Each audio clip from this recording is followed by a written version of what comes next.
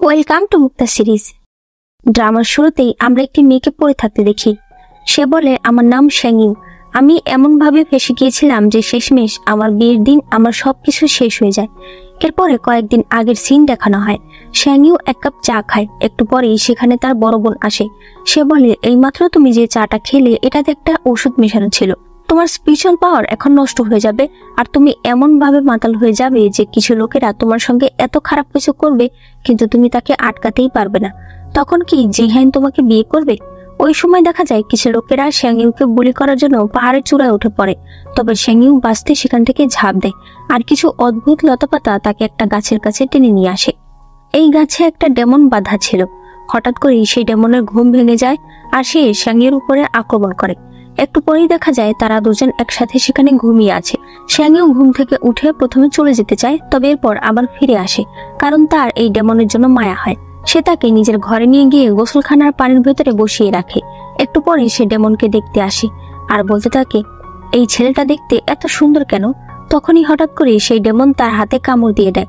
এরপর সে একটু রক্ত চোষার পর শ্যাংইউকে ধরে বলে, তুমি কে? শ্যাংইউ বুঝতে পারে ডেমন চোখে দেখতে পারছে না। তখনই শ্যাংইউর বাবা বাইরে থেকে বলে, আমি তোমার বিয়ের পোশাক নিয়ে এসেছি। শ্যাংইউ বলে, বাইরে রেখে যাও। এরপর বলে, আমি তোমাকে বাঁচিয়েছি, আর তুমি আমার সঙ্গে এরকম ব্যবহার করছো। সে তার চোখে কাপড় বেঁধে দেয়। শ্যাংইউ যখন ঘুমাচ্ছিল তখন ডেমন তার নিজেদের লোকেদের খবর পাঠিয়ে দেয়। সকাল হলে শ্যাংইউ যখন ডেমনকে দেখে তখন তার খুবই ভালো লাগে, কারণ ডেমন দেখতে খুব সুন্দর ছিল। ডেমন তার কাছে এসে মনে মনে বলতে থাকে, এই মেয়ের গায়ের গন্ধ আমার কাছে এরকম কেন লাগে? শ্যাংইউ বলে, শোনো, আমি তোমাকে ছেড়ে দেব, আগে আমি বিয়েটা করে আসি। সে চলে যাওয়ার সাথে সাথেই ডেমন কারো পায়ের শব্দ শুনতে পায়। সে বাইরে এসে বলে, কে এখানে? তখন ডেমনের লোকেরা চলে আসে। তারা বলে, আমরা আপনার খবর পেয়ে তখনই চলে এসেছি। ডেমন বলে, আগে চলো আমরা প্রাসাদে ফিরে যাই। তখন কেউ একজন তাদেরকে লুকিয়ে দেখে, তবে তার চেহারা আমাদেরকে দেখানো হয় না। এরপরে শ্যাংইউ আর হলি স্পিরিট সেক্টের একটি ছেলে জিহানের বিয়ে দেখানো হয়। বিয়ে সুন্দর মতোই অনুষ্ঠিত হয়।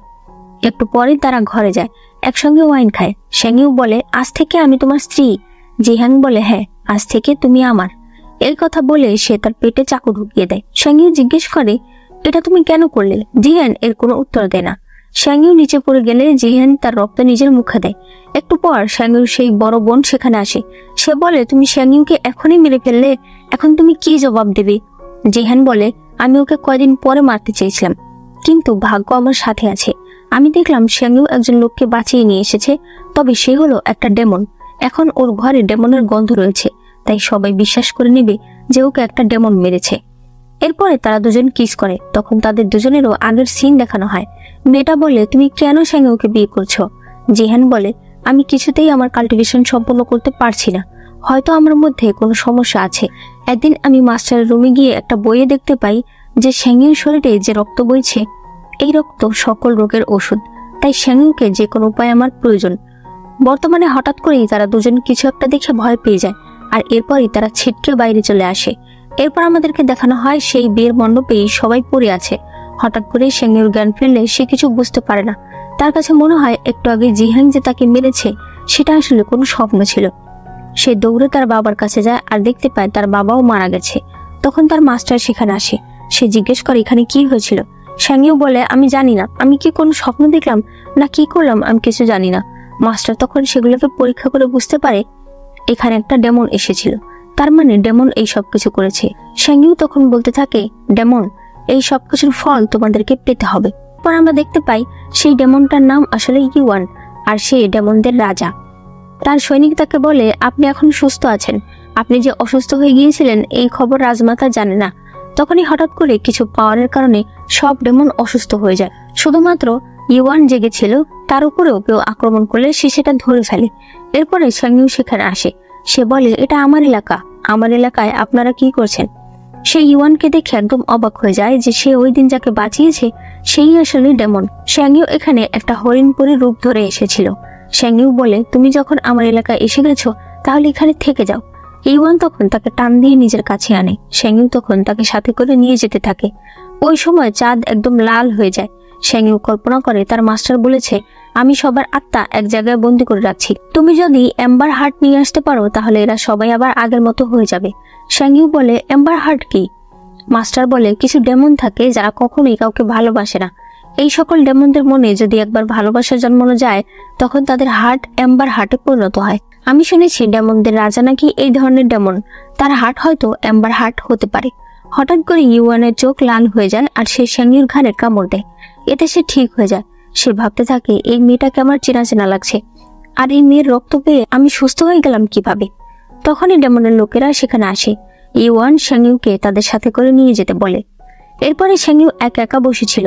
তখন সে মনে মনে বলে, তোমার কারণেই আমার সবকিছু শেষ হয়ে গেছে, তোমাকে তো আমি নরকে পাঠাবো। একটু পর সেখানে ইউয়ান আসে। সে বলে, আজ থেকে তুমি এখানেই থাকবে। শ্যাংইউ বলে, আর যদি না থাকি? ইউয়ান বলে, তাহলে তোমাকে আমি মেরে ফেলবো। শ্যাংইউ বলে, আপনি পারবেন না, কারণ আমাকে আপনার প্রয়োজন। ইউয়ান বলে, তুমি তো চালাক। সে শ্যাংইউর গায়ে একটা সিল দিয়ে দেয়। একটু পর ইউয়ানের কাছে একজন দাসী ওষুধ নিয়ে আসে। দাসী চলে গেলে ইউয়ান সে ওষুধটা ফেলে দেয়। এরপর সে শ্যাংইউকে ধরে বলে, তুমি কিছু দেখোনি, বুঝতে পেরেছো? তোমার কাজ শুধুমাত্র আমার সাথে থাকা, প্রতি রক্তচন্দ্রিমানাতে আমাকে নিজের রক্ত দেয়া। শ্যাংইউ এরপরে চলে আসে। পরে ছেলে আমাদেরকে রাজমাতাকে দেখানো হয়। রাজমাতার নাম বাইল। ইউয়ান রাজমাতার কাছে আসে। সে বলে, আমি একটা কাজে গিয়েছিলাম মা, তাই আমার আসতে একটু দেরি হয়েছে। রাজমাতা বলে, সমস্যা নেই, তুমি যেহেতু ফিরে এসেছো তাহলে এই খুশিতে চলো আমাদের পুরনো বন্ধুর কাছে যাই। এরপরে তারা ফরবিডান এরিয়াতে এক মহিলার কাছে আসে। রাজমাতা ইউয়ানের হাতে একটা চাবুক দেয় আর বলে, এই মহিলা তোমার বাবাকে মেরেছে, তাই এনাকে শাস্তি দেওয়ার ব্যাপারে তুমি কখনো দ্বিধাবোধ করবে না। ইউয়ান সেই মহিলাকে মারতে থাকে। ঘরে এসে ইউয়ান নিজের স্পেলের মাধ্যমে নিজের শরীরে আঘাত করে। তখন শ্যাংইউ সেখানে আসে। শ্যাংইউ তার আঘাতে টাচ করলে ইউয়ান তাকে ধরে বলে, আমি তোমাকে শেষবার বলছি, আমার দাসী হয়ে থাকো। তখনই বাইরের সৈনিক বলে ওঠে, রাজমাতা এসেছে। ইউয়ান শ্যাংইউকে ধরে জোরে জোরে বলে, আজ রাত তুমি আমার সম্পূর্ণ সেবা করবে। বাইরে থেকে বাইলে এই কথা শুনে বলে, ঠিক আছে, মহারাজকে বিরক্ত করা ঠিক হবে না। সে চলে যায়। শ্যাংইউ মনে মনে ভাবে, ও ওর নিজের মাকে কেন এড়িয়ে চলে, এসব বিষয় আমাকে জানতে হবে। এদিকে রাজমাতা তার ভাইকে বলে, যেহেতু ইউয়ান এখন মেয়েদের প্রতি আসক্ত হচ্ছে, তাহলে তুমি এই সুযোগটাকে কাজে লাগাও। একটু পরেই রাজমাতার ভাই অর্থাৎ ইউয়ানের মামা অনেকগুলো দাসীকে নিয়ে আসে আর তাদেরকে বলতে থাকে, তোমাদেরকে যে করেই হোক মহারাজকে খুশি করতে হবে। শ্যাংইউ এসব কিছু দেখছিল। একটু পরে ইউয়ানের মামা সেসব মেয়েদেরকে ডাকে নাচ করার জন্য। তখন দেখা যায় সেখানে শ্যাংইউ এসেছে। সে নাচতে নাচতে ইউয়ানের কাছে গিয়ে বসে। ইউয়ান ধীরে ধীরে বলে, তোমার সাহস তো কম না। শ্যাংইউ বলে, আমার যদি সাহসী না থাকে তাহলে আমি আপনার হৃদয় কি করে চুরি করব? মামা তখন বলে, তোমার এত সাহস কি করে হলো? সে শ্যাংইউর হাত ধরে বলে, মহারাজ, আমি ওকে নিয়ে যাই, ওকে ভদ্রতা শিখিয়ে তারপর আপনার কাছে পাঠাবো। ইউয়ান বলে, তাহলে তো আরো ভালো হয়। মামা শ্যাংইউকে নিয়ে আসে। সে শ্যাংইউর সঙ্গে কিছু করবে তার আগেই শ্যাংইউ তাকে একদম বশ করে ফেলে। এরপর তাকে জিজ্ঞেস করে মহারাজ কেন তার মাকে ভয় পায়। মামা বলে, মহারাজ, ও কোনো রাজা হওয়ার যোগ্য না, ওর হাতে কোনো কিছুর ক্ষমতাই নেই। স্পিরিচুয়াল জেড ওয়াইনের সকল ক্ষমতা আমার হাতে, আর আপু রাজ্যের ক্ষমতা দিয়ে রেখেছে জেনারেল জিংচংয়ের হাতে। ওই জেনারেল সব সময় আমাকে নিচু দেখায়। তার স্ত্রী প্রায় রাতেই সুন্দর সুন্দর মেয়েদেরকে জেনারেলের কাছে ধরে নিয়ে যায়। জেনারেল সেই সব মেয়েদের কাছ থেকে স্পিরিচুয়াল পাওয়ার নিয়ে নিজের ইভিল শক্তি আরো বাড়িয়ে নিয়েছে। জেনারেলের বউ দেখতে এত সুন্দর, আমার অনেক ইচ্ছা তাকে একদিন নিজের বিছানায় আনবো, কিন্তু না, আমি সেটা পারবো না, কারণ জেনারেলের কাছে তার স্ত্রী সবকিছু। এমনটা যদি হয় জেনারেল আমাকে মেরে ফেলবে। শ্যাংইউ বুঝতে পারে এবার তাকে কি করতে হবে। সে বাইরে আসলে দেখতে পায় ইউয়ান সেখানে দাঁড়িয়ে আছে। ইউয়ান বলে, ভদ্রতা শিখেছো? শোনো, তোমার কাজ হচ্ছে শুধুমাত্র আমাকে রক্ত দেয়া। শ্যাংইউ বলে, কিন্তু আমি শুধুমাত্র আপনার রক্তের ব্যাংক হতে চাই না। এর পরের সিনে দেখা যায় ইউয়ান মনে মনে ভাবছিল, শ্যাংইউর রক্তে আমার অসুস্থতা কেটে যায়, তাহলে আমি এখন থেকে আর বাকি কোনো ওষুধ খাবো না। তখন সৈনিক এসে বলে, রাজমাতা ম্যাংলি ম্যাডামকে ডেকে নিয়ে গেছে। আসলে শ্যাংইউ এখানে নিজের নাম বলেছে ম্যাংলি, আর এখন থেকে আমরা তাকে ম্যাংলি বলেই ডাকবো। রাজমাতা বলে, তুমি কি সেই হরিণ পরী যাকে ওই দিন মহারাজ নিয়ে এসেছিল? তোমার সাথে কি মহারাজ রাত কাটিয়েছে? ম্যাংলি একটু হেসে বলে, এটা তো আমার সৌভাগ্য। রাজমাতা তখন তাকে অ্যাবর্শনের ওষুধ খেতে বলে। সে বলে, রাজা তোমার সঙ্গে রাত কাটিয়েছে, এটাই অনেক, তার বাচ্চা নেওয়ার কল্পনা তুমি করো না, তাই না ইউয়ান? তখন দেখা যায় ইউয়ানও সেখানে এসেছে। ম্যাংলি বলে, মহারাজ দেখুন রাজমাতা আমার সঙ্গে কেমন করছে। ইউয়ান বলে, ঠিকই তো আছে, তুমি সামান্য একটা হরিণ পরী হয়ে আমার বাচ্চার মা হতে চাও? এর চেয়ে বড় কথা, তুমি আমাকে অসম্মান করেছো। সে তার সৈনিককে ম্যাংলিকে শাস্তি দিতে বলে। এরপরে ম্যাংলিকে শাস্তি দেওয়া হচ্ছিল। সে যখন সামনে ইউয়ানকে দেখে তখন সে মুচকি হাসে। রাতের বেলা ম্যাংলি যখন ঘরে ছিল তখন ইউয়ান তাকে এসে ধরে। ম্যাংলি বলে, এজন্যই সবাই বলে মহারাজ অনেক নির্দয়। আজ আমি দেখলাম আমি আপনাকে বাঁচিয়েছি আর আপনি আমার সঙ্গে এমন করছেন। ইওয়ান বলে, তুমি আসলে কি চাও? ম্যাংলি ইওয়ানকে বলে, ওই দিন আপনি রাজমাতার সামনে নাটক করলে যে আমি আপনার সঙ্গে রাত্রিবেলা ছিলাম। এখন সবাই এটাই মানে, তবে রাজমাতা আমাকে না করেনি, আর আমিও আপনাকে কোনো কিছুতে আটকাবো না, কারণ আমি তো আপনারই। সে নিজের কাঁধের উপরে সেই সিলটা দেখায়, যেটা একদিন ইওয়ানই তার উপরে দিয়েছিল। ম্যাংলি বলে, আগামীকাল আপনার জন্য একটা উপহার আছে, আমার সঙ্গে যাবেন। এরপরে পরদিন রাতেই তারা একসঙ্গে এক জায়গায় যায়। তখন জেনারেল স্ত্রী বের হলে ম্যাংলি বলে, এই হলো আপনার উপহার। ইওয়ান বলে, আমার মেয়েদের প্রতি কোনো আগ্রহ নেই, বিশেষ করে বিবাহিত মেয়েদের প্রতি। ম্যাংলি বলে, আপনার নেই, কিন্তু বাকিদের তো আছে। ইওয়ান বলে, আমি আড়ালে কাজ করা পছন্দ করি না। ম্যাংলি বলে, কিন্তু আমি তো দেখেছি আপনি সব কাজ আড়ালেই করেন। এরপরে সে সামনের দিকে যেতে থাকে। এদিকে জেনারেলের কাছে খবর আসে যে জেনারেলের স্ত্রীকে খুঁজে পাওয়া যাচ্ছে না। পরদিন সকালে মামার ঘুম ভাঙলে সে দেখতে পায় তার পাশে জেনারেলের স্ত্রী শুয়ে আছে। সে তখন ভাবতে থাকে, জেনারেল যদি জানতে পারে আমাকে তো মেরেই ফেলবে। এ কারণে সে নিজেই তখন জেনারেলের স্ত্রীকে মেরে ফেলে। ওই সময় জেনারেল সেখানে চলে আসে। সে মামাকে মেরে রাজমাতার কাছে নিয়ে যায় আর বলে, এই লোক আমার স্ত্রীর সম্মান নষ্ট করেছে, তারপর তাকে গলা টিপে মেরে ফেলেছে, আমি এর বিচার চাই। ইওয়ান তার মাকে বলে, জেনারেলের কাছে আমাদের সকল মিলিটারি ক্ষমতা রয়েছে, তাই তাকে রাগালে কিন্তু চলবে না। মামা বলে, এত চিৎকার চেঁচামেচি করার কি আছে, একটা মেয়ে মানুষই তো। জেনারেল বলে, রাজমাতা, আপনি যদি আজ বিচার না করেন তাহলে আমি নিজে মরে আমার স্ত্রীর মৃত্যুর প্রতিশোধ নেব। রাজমাতা তখন তার ভাইকে কষে থাপ্পড় মারে আর বলে, আমি তোকে বারবার বলেছি মেয়েদের থেকে দূরে থাকবি। সে সৈনিকদের তার ভাইকে নিয়ে যেতে বলে আর বন্দি করে রাখতে বলে। এরপরে মামা যখন বন্দি ছিল তখন ইওয়ান সেখানে আসে। সে বলে, মা তোমাকে বাঁচাতে পারবে না, সে আমাকে পাঠিয়েছে তোমার কাল্টিভেশন নষ্ট করে দেওয়ার জন্য। ইওয়ান তাকে আঘাত করতে থাকে। মামা বলে, এটা হতেই পারে না, আমি তার আপন ভাই। ইওয়ান বলে, মা অনেক বেশি কষ্ট পেয়েছে তাই এমনটা করছে, আমার কিছু করার নেই, আমি তো শুধু আদেশ মানছি। মামা তখন বলে, আমি তোমাকে তাহলে সত্যি কথা বলে দিই, তোমার এই মা আসলে তোমার আপন মা না, আমার বোনিয়ার দিন তোমার বাবাকে মেরেছে, আর যেই মহিলাকে তুমি ওই ফরবিডেন এরিয়াতে গিয়ে অত্যাচার করো সেই মহিলাই তোমার আসল মা। এটা শুনে ইওয়ান তাকে আরো মারে আর তার ইমমর্টাল এসেন্স নষ্ট করে দেয়। তবে ইওয়ানকে আমরা অবাক হতে দেখি না, হয়তো আগে থেকেই সেইগুলো জানতো। এই সবকিছুই ম্যাংলি আড়াল থেকে দেখছিল। এরপরে ম্যাংলি যখন বাইরে আসে তখন ইওয়ান তাকে বলে, তুমি কি দেখেছো? ম্যাংলি বলে, এমন কিছু দেখেছি যা আমার দেখা উচিত হয়নি। ইওয়ান বলে, ওই দিন মামা তোমাকে এমন কি বললো যে তুমি জেনারেলের স্ত্রীকে তার সাথে ফাঁসিয়ে দিলে? ম্যাংলি বলে, মহারাজ নিজের মতো করে রাজত্ব করতে পারেন না, কারণ রাজ্যের সকল ক্ষমতা রাজমাতা আর তার বংশ নিয়ে নিয়েছে। ইওয়ান তখন তার গলা ধরে। ম্যাংলি বলে, রাজত্ব করতে হলে স্পিরিট জেট মাইন্ড নিজের দখলে আনতে হবে, মিলিটারি পাওয়ার দখলে আনতে হবে, এমনকি আগের দেবতার মুকুট পেতে হবে। ইওয়ান বলে, এগুলো কি মামা তোমাকে বলেছে? ম্যাংলি বলে, একদমই না, এগুলো আমার ধারণা, তবে এখন আপনার এক্সপ্রেশন দেখে মনে হচ্ছে আমার ধারণাই ঠিক। ইওয়ান তাকে ছেড়ে দিয়ে বলে, তুমি কি চাও? ম্যাংলি বলে, একটা মেয়ে একটা ছেলের ভালোর জন্য কাজ করলে বোঝাই যায় যে সেই মেয়েটা আসলে ছেলেটাকে পছন্দ করে। ইওয়ান বলে, আরে হরিণপুরি, তুমি তো সত্যি কথা বলছো না। সে তাকে ঝুলিয়ে দেয় আর বলে, যখন মনে হবে যে এবার তুমি সত্যি কথা বলবে তখন তোমাকে ছাড়বো।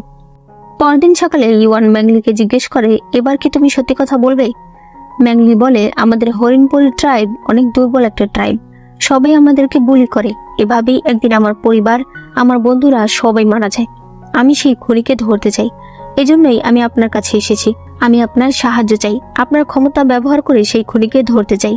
ইওয়ান তার কথা বিশ্বাস করে নেয়। সে তার শরীরে একটা স্পেল দিয়ে দেয়, যার ফলে ইওয়ানের যদি কোনো আঘাত লাগে তাহলে সেটা ম্যাংলিও অনুভব করবে। তখন একটি মেয়ে সেখানে আসে। এই মেয়েটির নাম সাঞ্চা বলে, ওর কি হয়েছে? ওকে কেন বিধি রেখেছো? ইওয়ান বলে, ও আমাকে মিথ্যা কথা বলেছে। সাঞ্চা বলে, আরে ওকে ছেড়ে দাও, ওর কষ্ট হচ্ছে না? ইওয়ান বলে, হ্যাঁ, এখন ও সত্যি কথা বলেছে, তাই এখন ওকে ছেড়ে দেব। সে ম্যাংলিকে ছেড়ে দিলে ম্যাংলি যখন ঘরে আসে একটু পর সেখানে সাঞ্চা আসে। সে ম্যাংলির হাতে ওষুধ লাগিয়ে দেয় যাতে সেখানে দাগ না পড়ে যায়। সাঞ্চা চলে গেলে ম্যাংলি ভাবতে থাকে, যদি সাঞ্চার সঙ্গে ইওয়ানের বিয়ে হয় তাহলে হয়তো ইওয়ান তাড়াতাড়ি প্রেমে পড়ে যাবে, কারণ তারা একজন আরেকজনকে আগে থেকেই চেনে, তাহলে সেটাই ভালো হবে। রাতের বেলা সেঙ্গিউ স্বপ্ন দেখতে থাকে, ছোটবেলায় তার বাবা একটা হরিণকে নিয়ে এসেছিল। সে বলেছিল, এই হরিণটা এখন থেকে তোমার সাথেই থাকবে। সেঙ্গিউ সেই হরিণটার নাম দিয়েছিল ম্যাংলি। ম্যাংলি মানুষের রূপ ধরতে পারত। ওই দিন সে ডেমনের আক্রমণে ম্যাংলিও মারা যায়। ম্যাংলি নিজের ইমমর্টাল এসেন্স সেঙ্গিউকে দিয়ে যায়। এরপর আমাদেরকে ইউশু সেক্ট দেখানো হয়। জিহিং এর মাস্টার জিহিংকে বাঁচিয়ে নিয়েছে, তবে সে মনে মনে বলতে থাকে, কোনো খারাপ এক হরিণের আঘাতে জিহাং এর চেহারা নষ্ট হয়ে গেছে। এটা ঠিক করা সম্ভব না। জিহাং এর জ্ঞান ফিরলে মাস্টার তাকে জিজ্ঞেস করে ওই দিন কি হয়েছিল। জিহাং এর মনে পড়ে সেই শ্যানউকে মেরেছিল, কিন্তু সে এগুলো মাস্টারকে বলে না, আর বলে যে তার কিছু মনে নেই। মাস্টার ভাবে হয়তো জিহাং এর স্মৃতি থেকে এইটুকু মুছে গেছে। মাস্টার চলে যাওয়ার পর সেখানে সেই মেয়েটাও আসে, অর্থাৎ শেংইউ যাকে বোন বলে ডাকে। জিহাং তাকে বলে ওই দিনের ঘটনা কিন্তু কাউকে বলবে না। এদিকে ইউয়ানকে তার মা ডেকে পাঠায় আর বলে তুমি আর শান্তা ছোট থেকে বড় হয়েছো, তাই আমি তোমাদের বিয়ে ঠিক করেছি। আগামী মাসে তোমাদের বিয়ে হবে। তো চলো এই খুশিতে ওই মহিলাকে একটু দেখে আসি। ইউয়ানের তো একদমই মন চাইছিল না, তবে তাকে তো যেতেই হবে। তারা সেখানে আসলে বাইলি বলে ইউয়ান বিয়ে করেছে, তুমি যদি ওর বাবাকে না মারতে ওর বিয়েটা ওর বাবা দেখতে পারতো। সে ইউয়ানের হাতে চাবুক দেয়। ইউয়ান চাবুক দিয়ে তার মাকে মারতে থাকে। তার প্রচন্ড কষ্ট হচ্ছিল, তবে তার প্রতিবাদ করার মতো শক্তি ছিল না। এরপরে ম্যানিলির ঘুম ভেঙে যায়, কারণ তার শরীরেও আঘাত লাগছিল। সে বুঝতে পারে ইউয়ান নিজেই নিজের শরীরকে আঘাত করছে। সে এরপর ইউয়ানের কাছে আসে। ইউয়ান বলে তুমি এখানে কেন এসেছো? ম্যাংলি বলে আপনি ভুলে গেছেন, আপনি আমাকে পাপেট উট দিয়েছিলেন, এখন আপনি ব্যথা পেলে তো আমিও ব্যথা পাই। তখনই চাঁদ লাল হয়ে যায়। ইউয়ান হঠাৎ অসুস্থ হয়ে যায় আর সে ম্যাংলিকে কিস করে ব্লাড নিজের মুখে নেয়। এরপরে সে ম্যাংলিকে বলে এগুলো বিষয় যাতে কেউ জানতে না পারে। ম্যাংলি বলে কেউ জানবে না, আপনি আর আমি তো পার্টনার, আপনি শুধু দেখুন যে আপনার রাস্তায় আসবে আমি তাকেই শেষ করে ফেলবো। ইউয়ান বলে দেখি তাহলে তুমি কি কি করতে পারো। ম্যাংলি নিজের আঙুল কেটে রক্ত দেয়, আর এর ফলে ইউয়ানের শরীরে একটা স্পেল সৃষ্টি হয়। দেখতে দেখতে ইউয়ানের বিয়ের দিন চলে আসে। ম্যাংলি ইউয়ানকে সাজিয়ে দেয়। সে বলে খালি খালি লাগছে, একটু দাঁড়ান আমি আসছি। ইউয়ান বাইরে গিয়ে দাঁড়ায়। ম্যাংলি সেখানে এসে নিচে বসে তার জামায় একটা জেড লাগিয়ে দেয়। ইউয়ান তখন ভালো করে ম্যাংলিকে দেখছিল। এদিকে শাঞ্চা পালকিতে করে আসছিল। হঠাৎ পালকি থেমে গেলে সে পর্দা মেলে দেখতে পায় সামনে ইউয়ানের মামা দাঁড়িয়ে আছে। ইউয়ানের মামা তাকে টেনে বের করে আর এরপর সে তাকে রেপ করে। অন্যদিকে ইউয়ান বলতে থাকে কত বাজে। তারা বলে অলরেডি অনেক দেরি হয়ে গেছে। তখনই খবর আসে যে শাঞ্চাকে কেউ কিডন্যাপ করে নিয়ে গেছে। ইউয়ান তখনই বেরিয়ে পড়ে। অন্যদিকে মামা বলতে থাকে আমার আপু আমাকে ছেড়ে দিয়েছে, আমি আমার আপু যেটা চায় সেটা কোনোদিনও হতে দেব না। তখনই ইউয়ান সেখানে আসে। মামা ভয়ে ভয়ে বলে ইউয়ান আমি তোমার মামা। ইউয়ান বলে তুমি আমার মামা নও, তুমি কোনোদিনও আমার মামার ছেলে না। সে তাকে মেরে ফেলে। শাঞ্চাও তখন ভয় পাচ্ছিল। সে ইউয়ানকে বলতে থাকে আমার কাছে এসো না, আমার থেকে দূরে থাকো। এরপর দেখা যায় শাঞ্চা আলমারিতে লুকিয়েছিল। সে তার বাবাকেও দেখতে চাইছিল না, সে শুধু বলছিল আমি নোংরা হয়ে গেছি, আমার কাছে কেউ এসো না। অন্যদিকে রাজমাতার কাছে একজন দাসী এসে বলে আমরা ছোট রাজকুমারের খোঁজ পেয়েছি। এদিকে জিহাং মুখে কাপড় বেঁধে যখন হাঁটছিল তখন হঠাৎ করেই তার একটা ছেলের সঙ্গে ধাক্কা লেগে যায় আর তার মুখের কাপড়টা পড়ে যায়। মেয়েরা বলাবলি করতে থাকে জিহাং এর সবকিছু নষ্ট হয়ে গেছে। রাতের বেলা জিহাং মন খারাপ করে ওয়াইন খেতে থাকে। একটু পরেই তার প্রচন্ড মাথা ব্যথা শুরু হয়ে যায়। হঠাৎ করেই তার কপালে একটা চিহ্ন ভেসে ওঠে। সে আয়নায় দেখে বলে এটা তো ডেমনদের চিহ্ন। তখনই সেই মেয়েটা চলে আসে। এই মেয়েটার নাম হলো আইন। আইন জিহাং এর কপালে ডেমন চিহ্ন দেখে ভয় পেয়ে যায়। তখন পিছন থেকে তার মাস্টার তাকে স্পেল করে অজ্ঞান করে দেয়। জিহাং বলে মাস্টার আমি ডেমন না, বিশ্বাস করুন আমি জানি না এটা কি করে হয়েছে। মাস্টার বলে অনেক বছর আগে আমি তোমাকে কুড়িয়ে পেয়েছি, আমি বুঝতে পেরেছি তুমি ডেমন, কিন্তু আমি তোমাকে সিক্রেট ম্যাজিক ব্যবহার করে তোমার ডেমনিক চিহ্ন মুছে দিয়েছিলাম। আর এরপর তোমাকে আমি আমার ছেলের মতো বড় করেছি। পরে আমি জানতে পেরেছি ডেমনদের নাকি দ্বিতীয় রাজকুমারকে পাওয়া যাচ্ছে না। আমার মনে হয় তুমি তাদের দ্বিতীয় রাজকুমার। তারা আসলে হয়তো তোমাকে হারিয়ে ফেলেনি, তাদের কেউ ইচ্ছে করেই তোমাকে ফেলে দিয়েছিল, কারণ তোমার জন্মই হয়েছে ভাঙা স্পিরিচুয়াল পাওয়ার নিয়ে। ডেমনরা সবসময় শক্তিকে বেশি প্রাধান্য দেয়, এই কারণেই হয়তো তারা তোমাকে ফেলে দিয়েছিল। জিহাং এগুলো শুনে একদম অবাক হয়ে যায়। মাস্টার বলে আমি আইনের স্মৃতি থেকে আগে এগুলো মুছে দিচ্ছি। সে আইনকে আইনের ঘরে পাঠিয়ে দেয়। এই সবকিছু শুনে জিহাং এর মনে কিছু শয়তানি বুদ্ধির উৎপন্ন হয়। অন্যদিকে বিয়ে ভেঙে গেছে, তাই রাজমাতা ইউয়ানকে শাঞ্চার কাছে যেতে বলে এবং তাকে সান্ত্বনা দিতে বলে। ম্যাংলি বলে আসলে শাঞ্চার পরিবার অনেক ধনী এবং ক্ষমতাবান, রাজমাতা তাদের সঙ্গে কোনো শত্রুতা করতে চায় না, এই কারণেই সে আপনাকে পাঠাচ্ছে তাকে সান্ত্বনা দেওয়ার জন্য। তবে আজ যেহেতু রক্তচন্দ্রিমার রাত, তাই আজ আমি আপনার সাথে যাব। রাতের বেলা ইউয়ান আর ম্যাংলি শাঞ্চার বাড়িতে যায়, তবে শাঞ্চা আলমারিতে লুকিয়েছিল। ওই সময় হঠাৎ করে ইউয়ানের শরীর খারাপ হয়ে যায় আর সে ম্যাংলিকে বিছানায় নিয়ে ঘাড়ে কামড় দিয়ে তার শরীর থেকে রক্ত নেয়। তবে শাঞ্চা মনে করে যে তারা এখানে রোম্যান্স করছে, এতে শাঞ্চা মনে আরো বেশি কষ্ট পায়। এদিকে জিহাং সকালে তার সঙ্গে দেখা হওয়া সেই ছেলেটাকে বলে তুমি একটু পরে আমার ঘরে এসো। ছেলেটা ভালো মনে তার ঘরে গেলে সে তাকে নিজের স্পেল দিয়ে উপরে উঠিয়ে ফেলে। এরপর বলে তোমার থেকে আমার একটা জিনিস নেওয়ার আছে। সে সেই ছেলেটার চেহারা নিজের মধ্যে নিয়ে নেয়। তখন মাস্টার সেখানে এসে পড়ে। সে জিহাংকে একটা থাপ্পড় মারে। জিহাং তখন তার কাছে ক্ষমা চায় আর বলে আপনি আমাকে ক্ষমা না করলে আমি মরে যাব। মাস্টার ভাবতে থাকে ইনচেন এই সেক্টে নতুন এসেছে, ওকে তেমন একটা লোক চেনে না, আর জিহান অনেক পুরনো, তাই নতুন চেহারা ব্যবহার করে ও অনেক কিছু করতে পারবে। সে তখন বলে, যেহেতু এখন তোমার চেহারা নতুন তাই তোমাকে ডেমনেরা চিনতে পারবে না। তুমি সেই সকল ডেমন গিয়ে ধরার চেষ্টা করবে আর শেংইউকে গিয়ে সাহায্য করবে যাতে সে এম্বার হার্ট আনতে পারে।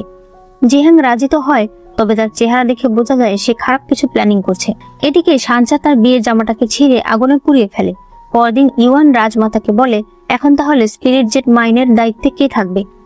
আমার মনে হয় ডংফেং সাহেবকে এই দায়িত্ব দিলে ভালো হয়। রাজমাতা এটা করতে চায় না, তবে নাও করতে পারে না, কারণ ডংফেং অনেকদিন ধরেই সেখানে কাজ করে আর সে অনেক লয়াল। এরপরে সৈনিক বলতে থাকে, এবার আমাদের হাতে স্পিরিট জেট মাইন চলে এসেছে, আমাদের অনেকখানি কাজ এগিয়ে গেছে। সকালবেলা ম্যাংলির ঘর থেকে বের হলে কেউ একজন তাকে অজ্ঞান করে ফেলে। দেখা যায় এটা ছিল সানচা। সানচা তাকে জঙ্গলে নিয়ে রেখে আসে আর তার স্পিরিচুয়াল পাওয়ার লক করে দেয়। একটু পর সেখানে দুটো ছোট মনস্টার আসে। ম্যাংলি তাদের সঙ্গে ফাইট করতে পারছিল না, তখন জিহাং এসে তাকে বাঁচিয়ে নেয়। ম্যাংলির মনে হয় এই ছেলেকে সে আগেও দেখেছে। জিহাং জিজ্ঞেস করে, আপনার নাম কি? ম্যাংলি বলে, আমার নাম ম্যাংলি। ম্যাংলি জিজ্ঞেস করে, আপনার নাম কি? জিহাং ম্যাংলির হাতে নিজের নাম লিখে দেয়, ইনচেন। সে ম্যাংলিকে একটা উপহার দেয় আর বলে, এটা দিয়ে আপনি যে কারো স্বপ্নের ভিতরে ঢুকতে পারবেন। আশা করছি আপনার সঙ্গে আমার আবার দেখা হবে। সে চলে যায়। একটু পরেই সেখানে ইউয়ান আসে। সে বলে, তুমি জঙ্গলে কি করছো? ম্যাংলি বলে, আমার হঠাৎ করে বাড়ির কথা মনে পড়ছিল, তাই জঙ্গলে এসেছি। কিন্তু ইউয়ান তার কথা বিশ্বাস করে। সে তাকে নিয়ে চলে যায়। রাতের বেলা ম্যাংলি ইউয়ানের ঘরে যায়। সে জিহাং এর দেওয়া সেই স্পেলের মাধ্যমে ইউয়ানের স্বপ্নে ঢুকে যায়। তখন দেখা যায় ছোটবেলায় রাজমাতা ইউয়ানকে চাবুক দিয়ে বলে, এই মহিলা তোমার বাবাকে মেরেছে, তুমি এই মহিলাকে মারো। এরপরে ইউয়ান একটা হেয়ার পিন নিয়ে আসে তার মায়ের জন্য। সে ভাবে যে সে তাকে সারপ্রাইজ দেবে, এই কারণে সে লুকিয়ে থাকে। একটু পর সেখানে বাইলি আর তার ভাই আসে। মামা বলে, আপু তুমি কেন ওই মহিলাকে বাঁচিয়ে রেখেছো? ইউয়ান যদি কোনোদিন জানতে পারে যে ওই ওর আসল মা, তখন কি হবে? বাইলি বলে, ওই মহিলাকে আমি বাঁচিয়ে রাখবো আর ওর ছেলেকে দিয়ে আমি ওকে শাস্তি দেবো। আমার ছেলেকে এখনো পাওয়া যাচ্ছে না, যতদিন না আমার ছেলেকে পাওয়া না যাচ্ছে ততদিন ইউয়ানকেও আমার দরকার, তাই ইউয়ানের সাথেও আমাকে ভালোভাবেই থাকতে হবে। এসব কিছু শুনে ইউয়ানের খুব খারাপ লাগে। আর এই সব কিছু জানতে পেরে ম্যাংলিও বুঝতে পারে যে কেন ইউয়ান তার মাকে এত ঘৃণা করে।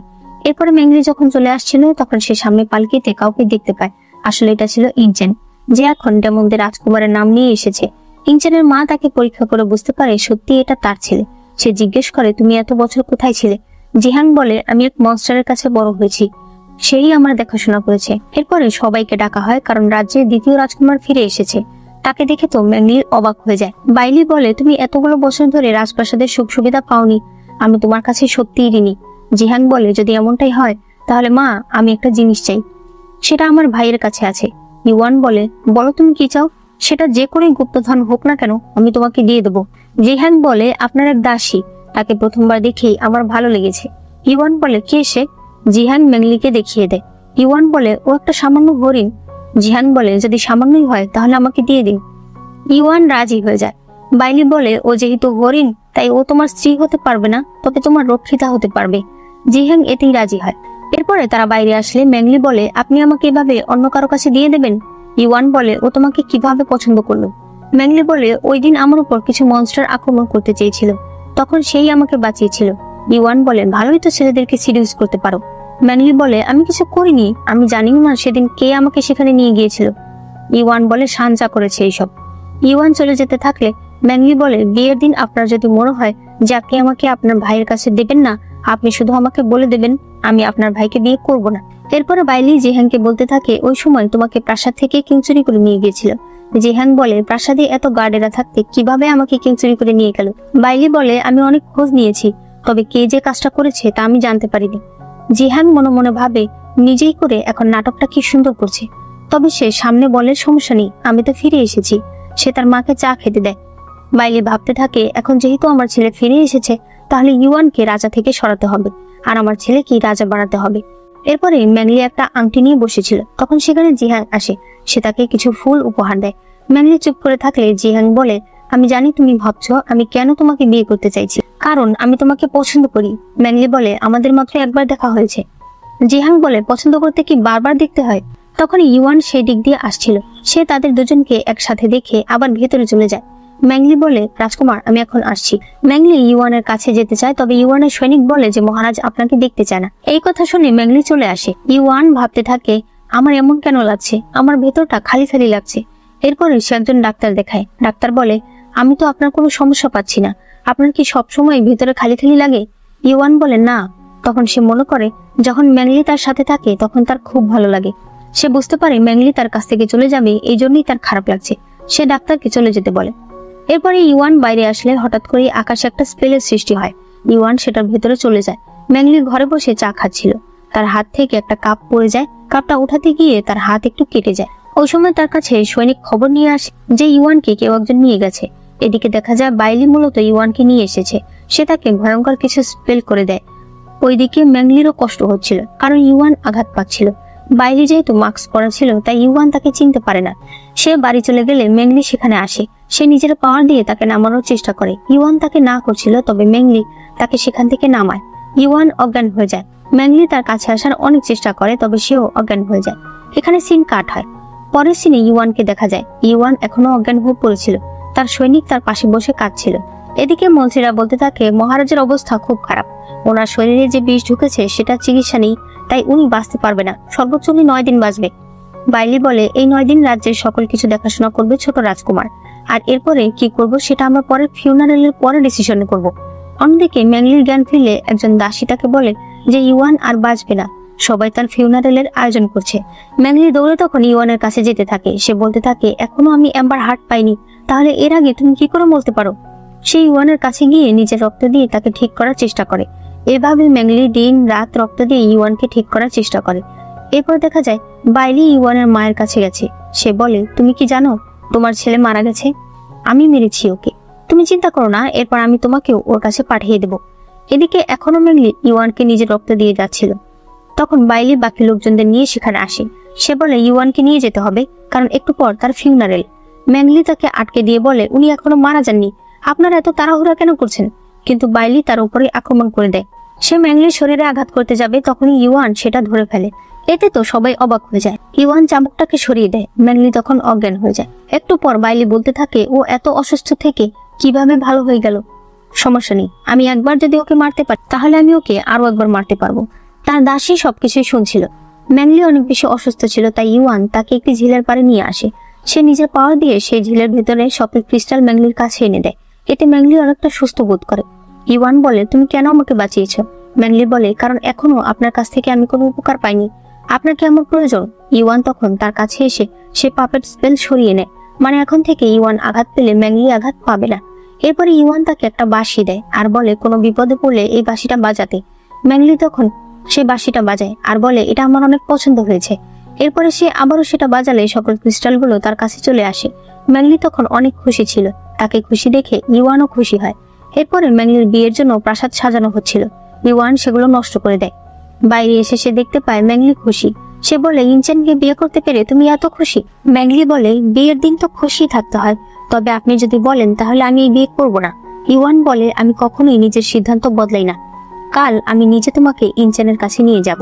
পরদিন ম্যাংলিকে সুন্দর করে সাজানো হয়। ইওয়ানের খুব খারাপ লাগছিল, তারপরও সে ম্যাংলিকে নিয়ে ইনচেনের কাছে যায়। ইনচেন বলে, আমি ভাবতেও পারিনি ভাইয়া তুমি নিজে আসবে। ইওয়ান বলে, ওকে দেখে রেখো। একটু পর বিয়ের অনুষ্ঠান শুরু হয়ে যায়। হঠাৎ করে ইওয়ান এসে বলে, এই বিয়ে হবে না, আমি আমার দাসীকে কাউকে দেব না। সে ম্যাংলির কাছে আসলে ম্যাংলিও তার সাথে চলে যায়। বাইরে আসলে ম্যাংলি বলে, আপনি কেন বিয়েটা আটকালেন? আপনার কি বুকের ভেতর খালি খালি লাগছিল? ইওয়ান বলে, একদমই না। ম্যাংলি বলে, তাহলে আমারই দোষ। সে চলে যেতে থাকলে ইওয়ান তাকে ধরে কিস করে দেয়। এরপরে সে তার হাত নিয়ে নিজের বুকের উপর রাখে। পরের সিনে দেখা যায় বাইলি ইওয়ানকে বলছে, তুমি এরকমটা কি করে করতে পারলে? ও তোমার আপন ভাই। ইওয়ান তার কাছে ক্ষমা চায় আর বলে, আমি ম্যাংলিকে ছাড়তে পারবো না। বাইলি বলে, দেখো ছোটবেলা থেকেই আমি তোমাকে আদর যত্ন দিয়ে বড় করেছি, কিন্তু তোমার ভাই তো ওইসব কিছুই পায়নি, তাই তার প্রাপ্য জিনিসটা তোমার তো তাকে দেওয়া উচিত। অর্থাৎ বাইলি এখানে সিংহাসন দিয়ে দেওয়ার কথা বলছে। ইওয়ান বলে, যেমনটা আপনার ইচ্ছা। এরপরে ইওয়ান ম্যাংলিকে ডেকে নিয়ে আসে। সে তাকে একটা ওষুধ খাওয়ায়, তার ভেতরে একটা স্পেল সৃষ্টি করে আর বলে যদি সে তার হয়ে কাজ করে তাহলে বাইলি তাকে এই বিষের ওষুধ দিয়ে দেবে। এরপরে বাইলি ইওয়ানের মায়ের কাছে যায়।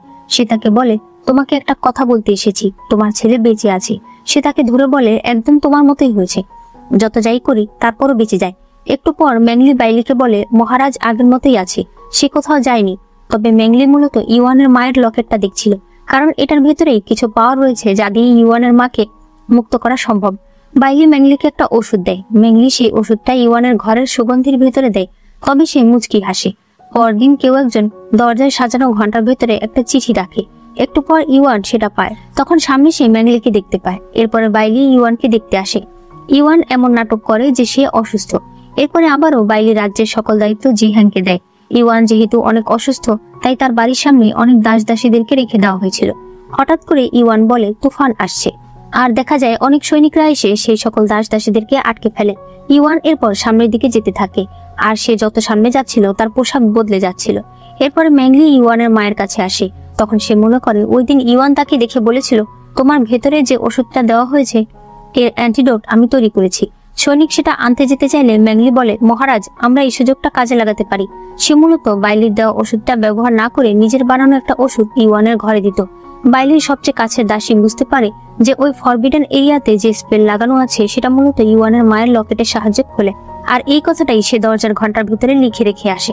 এরপরে ম্যাংলি সেই লকেটটাকে খুঁজে বের করে আর একটা নকল লকেট সেখানে রেখে আসে। এরপর ম্যাংলি ইওয়ানের মাকে বাঁচাতে থাকে। এদিকে ইওয়ান জেনারেলের কাছে আসে আর বলে, এই জেনারেল রাজ্যের সকল ইভিল শক্তি নিজের মধ্যে করেছে, একে মেরে ফেলো। জেনারেল তাদেরকে মারতে চাইলে ইওয়ান তাকে অনেক আঘাত করে। এরপর সে জেনারেলের টোকেন নিয়ে আসে। এদিকে রাজমাতা সবাইকে বলে, তাহলে ওই কথাই রইল। ইওয়ান তখন বলে, আপনি আমার অনুমতি নেবেন না? রাজমাতা তাকে দেখে অবাক হয়ে যায়। একজন লোক ইওয়ানকে কিছু বলতে যাবে, ইওয়ান তখন তাকে শাস্তি দিয়ে দেয়। রাজমাতা বলে, তুমি এত রেগে কেন আছো? ইওয়ান বলে, নাটক কম করুন, আপনি আমার মা নন। তখনই ম্যাংলি ইওয়ানের মাকে নিয়ে আসে। ইওয়ানের মা বলে, বাইলি আমার থেকে সবকিছু কেড়ে নিয়েছে, সেই আগের রাজাকে মেরেছে। বাইলি তাকে আঘাত করতে যাবে, এর আগে ইওয়ান এসে তাকে নিচে ফেলে দেয়। এরপরে ইওয়ান বলে বাইলিকে নিয়ে সেই ফরবিডেন এরিয়াতে বন্দি করে রাখতে, যতদিন না পর্যন্ত সে মারা যায়। একটু পরে দেখা যায় বাইলি সেখানে বন্দি অবস্থায় আছে। তখন ইওয়ানের মা সেখানে আসে। ইওয়ানের মায়ের সঙ্গে সেই দাসীটাই ছিল। আসলে এই দাসী হয়তো অনেক আগে থেকে ইওয়ানের হয়ে কাজ করে। ইওয়ানের মা বলে, তোমার বেশি লোভের কারণে আজ তোমার এই অবস্থা। বাইলি বলে, না, সবকিছু তোমার কারণে হয়েছে, তুমি আমার সবকিছু কেড়ে নিয়েছো। তখন দেখানো হয় বাইলি আসলে মহারাজের প্রথম স্ত্রী। তবে ইওয়ানের মা আগে প্রেগনেন্ট হয়, তাই মহারাজ তাকে বেশি যত্ন করতে থাকে। এই কারণে বাইলিও প্রেগনেন্ট হওয়ার নাটক করে। তবে মহারাজ তার কাছে বেশি থাকে না, তাই সে মহারাজকে ওষুধ দিয়ে নিজের কাছে রাখতো। এক সময় মহারাজ অনেক বেশি অসুস্থ হয়ে যায় আর সে মারা যায়।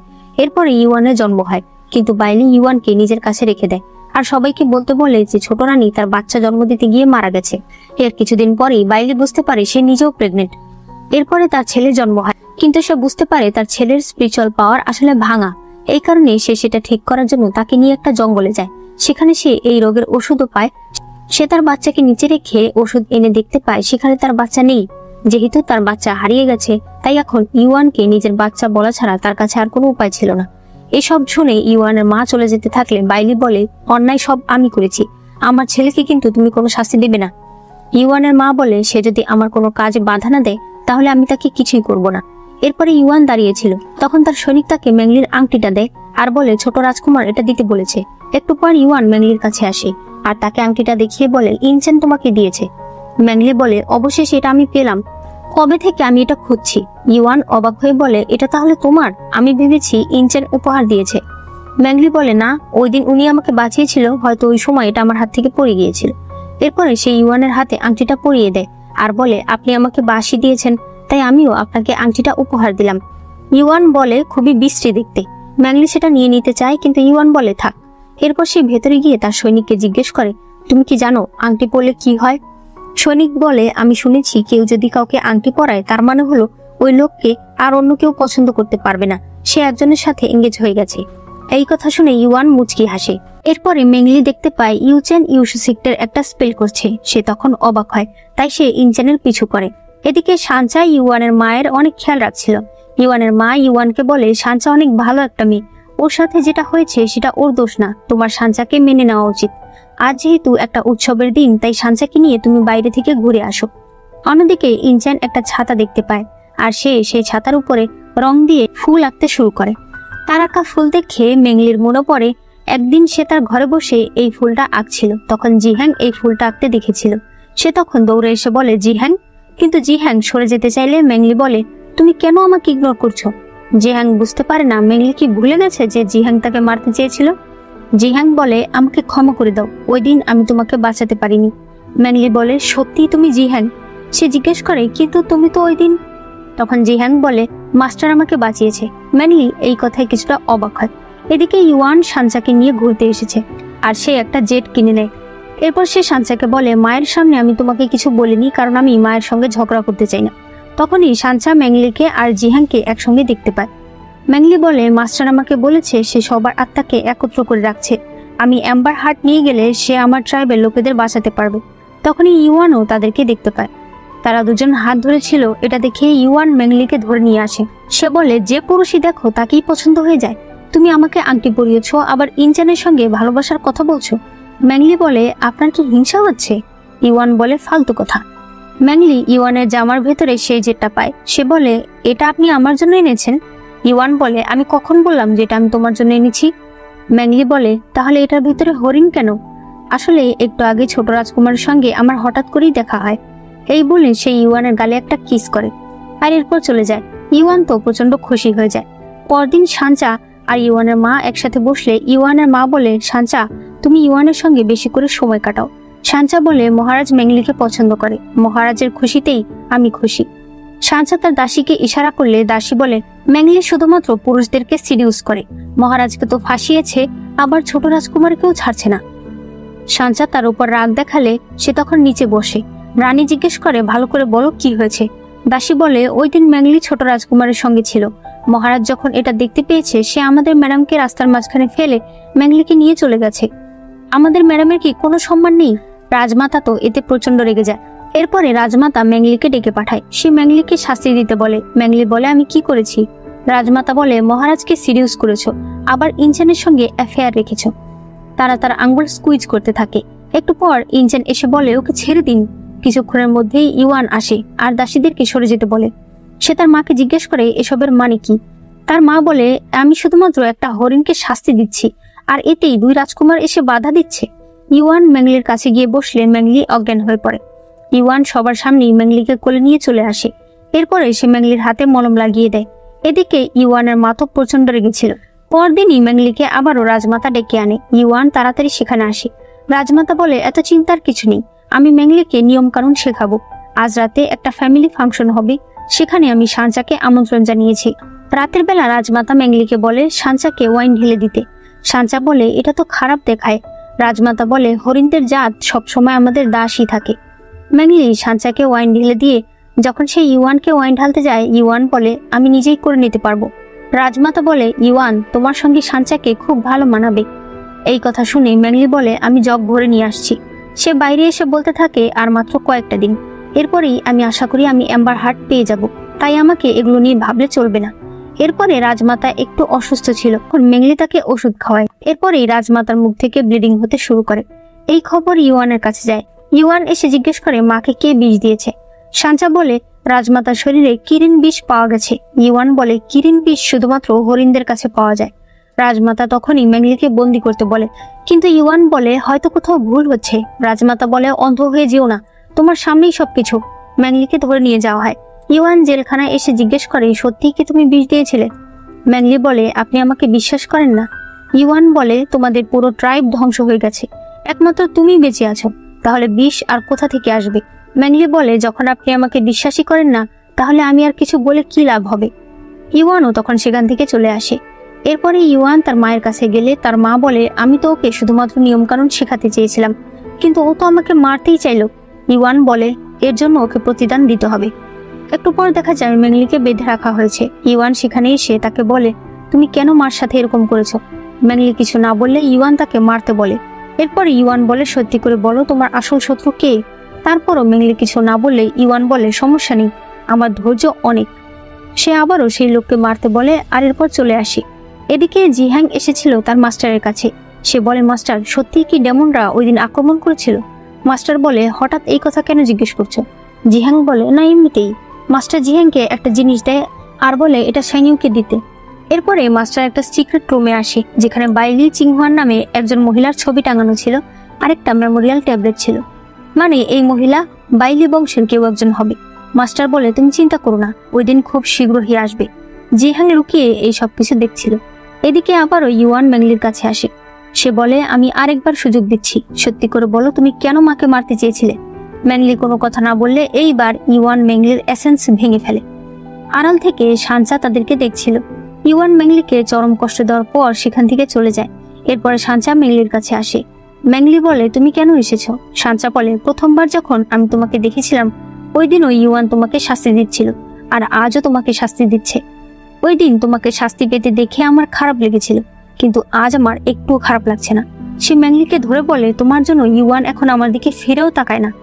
ম্যাংলি বলে, তার মানে এই সব কিছু তুমি করেছো? তুমি রাজমাতাকে বিষ দিয়েছো। রাজমাতার বিষ আসলে কিরিন বিষ নয়। সাঞ্চা বলে, ঠিক ধরেছে, ওই বিষটা আমি বানিয়েছি। আমি তোমাকে চরম শাস্তিতে দেখতে চাই, তাও আবার ইওয়ানের হাতে। সে ম্যাংলিকে গলা চেপে মারতে চায়, তখনই ইওয়ান তাকে ডাক দেয়। সে বলে, তার মানে আমার ধারণাই ঠিক। সাঞ্চা, এগুলো করো না। সাঞ্চা বলে, করবো না? সে নিজের মাস্কটা সরিয়ে বলে, দেখো দেখো আমার চেহারা, আমার সবকিছু শেষ হয়ে গেছে।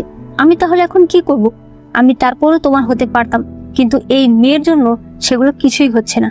সে ম্যাংলিকে মারতে যায়, তখন ম্যাংলি নিজের পাওয়ার দিয়ে তাকে অসুস্থ করে ফেলে। সাঞ্চা বলে, তোমার এসেন্স এখনো আছে? তখন কল্পনায় দেখানো হয় ইওয়ান ম্যাংলিকে বলেছিল আমাদেরকে একটু নাটক করতে হবে। সে সাঞ্চাকে বলে, আমি মাকে বলবো না যে তুমি মাকে বিষ দিয়েছিলে, তাই তুমি এগুলো কাজ করা বন্ধ করে দাও। তারা সাঞ্চাকে রেখে চলে আসে। সাঞ্চা একা একাই চিৎকার করে কাঁদতে থাকে। এরপরে জিহ্যাং ম্যাংলির সঙ্গে দেখা করে। সে তাকে সেই জিনিসটা দেয় যেটা মাস্টার দিতে বলেছে, আর বলে ইওয়ানের রক্ত এটার ভিতরে দিলেই আমরা দেখতে পাবো ওই দিন আসলে কি হয়েছিল। তখনই ইওয়ান সেখানে চলে আসে। তাকে দেখে জিহ্যাং চলে যায়। ইওয়ান ম্যাংলিকে কাছে টেনে নিলে ম্যাংলিও সেখান থেকে চলে যায়। একটু পরেই দেখা যায় আজ রক্তচন্দ্রিমার রাত। ম্যাংলি ইওয়ানের কাছে আসলে ইওয়ান বলে, তুমি চলে যাও। ম্যাংলি তার কাছে এসে নিজের আঙুল কেটে তার মুখে রক্ত দেয়। এরপরে সে ইওয়ানের ঘাড়েও একটা কামড় দেয়, আর সেই রক্ত নিজের হাতের মধ্যে নিয়ে নেয়। একটু পরে তারা সেই রক্ত দিয়ে পরীক্ষা করছিল ওই দিন আসলে কি হয়েছিল। তখন দেখা যায় ওই দিন ইওয়ানই তার সৈনিকদের আদেশ করেছিল সবাইকে মেরে ফেলতে। এটা দেখে ম্যাংলি প্রচন্ড কষ্ট পায়। তখন ইওয়ান সেখানে আসে। সেই ইনচানকে এখানে দেখে তার উপরে আক্রমণ করতে চায়, তবে ম্যাংলি তাকে বাধা দেয়। তারপরেও ইওয়ান ইনচানকে আঘাত করে। সে ম্যাংলিকে বলে, তুমি শুধু আমার। ইনচান বলে, তুমি ম্যাংলিকে ব্যথা দিচ্ছ। ইওয়ান আবারও তাকে আঘাত করতে গেলে ম্যাংলি বাধা দেয়। ইওয়ান বলে, তুমি আমাকে বাধা দিচ্ছ ওর জন্য। সে তাকে নিয়ে বাইরে আসে আর বলে, তুমি রাতের বেলা ইনচানের কাছে কেন গেছো? তুমি কি মরতে ভয় পাও না? ম্যাংলি বলে, কেন ভয় পাবো না? আপনি রাজা, আপনি চাইলে যাকে খুশি যখন খুশি মারতে পারেন। আমাদের জীবন তো শুধুমাত্র আপনার সেবা করার জন্য। ম্যাংলি কথাগুলো অনেক কষ্ট নিয়ে বলছিল। ইওয়ান বলে, কি হয়েছে তোমার? আমাকে বলো। সে ম্যাংলিকে জড়িয়ে ধরে। ম্যাংলি মনে মনে বলে, এইবার আমি আর কোনো দয়া দেখাবো না। অন্যদিকে জিহ্যাং লুকিয়ে কোথাও যাচ্ছিল। সেটা আবার রাজমাতা দেখে ফেলে। জিহ্যাং তার মায়ের কাছে আসে। সে বলে, আপনি কি জানেন চিংহুয়ান কে? বাইলি বলে, তুমি এই নাম কোথায় শুনেছ? জিহ্যাং বলে, শুনেছি এক জায়গায়। বাইলি বলে, পৃথিবীতে শুধুমাত্র একজন লোকই বেঁচে আছে যে কিনা এই নাম নিয়ে পাগল। সে হলো হ্যাংশুই। তার মানে তোমাকে কোনো মনস্টার বড় করেনি। আসলেই মানুষের কর্ম ফিরে আসে। আমি ভাবতেও পারি না কিভাবে আমার ছেলে ইউশু সেক্টে গেছে আর হ্যাংশুইয়ের কাছে বড় হয়েছে। জিহ্যাং বলে, আপনি মাস্টারকে কিভাবে চেনেন? বাইলি বলে, তোমাকে সব বলবো, তুমি আমাকে এখান থেকে বের করার ব্যবস্থা করো। জিহ্যাং বলে, কোনো দরকার নেই। তখনই ইওয়ানের মা সেখানে চলে আসে। এরপরে ম্যাংলি আবারও সেই জিনিসটার মাধ্যমে তার বাড়ির লোকজনদের দেখছিল। তখন দুজন দাসী বলতে থাকে, ছোট রাজকুমারকে হঠাৎ করে জেলখানায় কেন বন্দি করলো? এই কথা ম্যাংলি শুনতে পেয়ে সে তখনই বেরিয়ে পড়ে।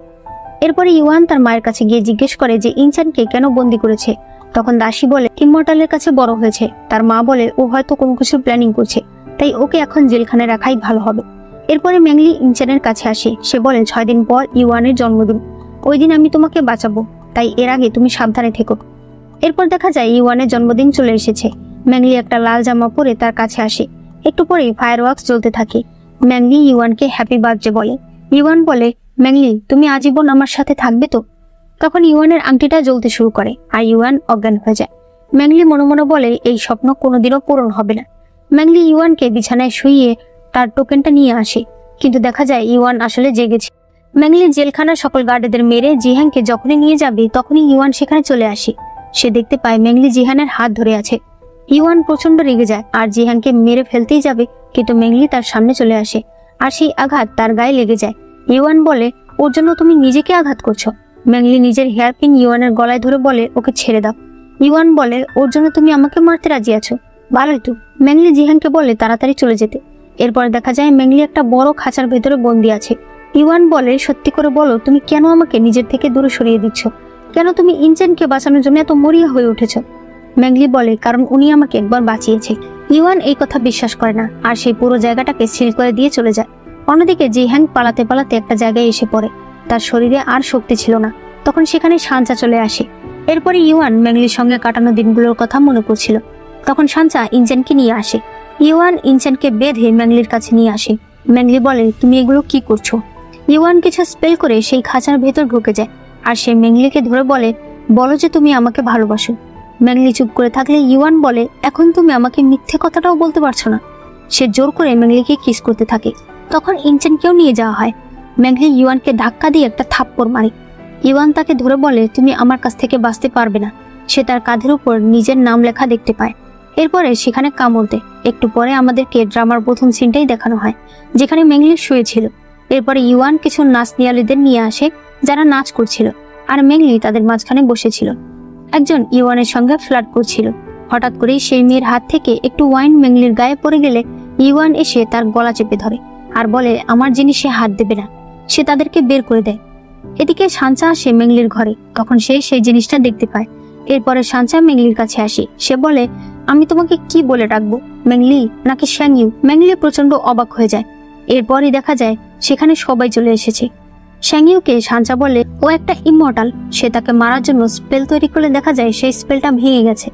সামনে থেকে তখন ইওয়ান আসে। ইওয়ান বলে, ও আমার লোক, আমি ছাড়া ওর গায়ে হাত দেওয়ার অধিকার কারণই। ইওয়ানের মা বলে, এই মেয়েটা তোমাকে মিথ্যে কথা বলেছে, ও একটা ইমমর্টাল।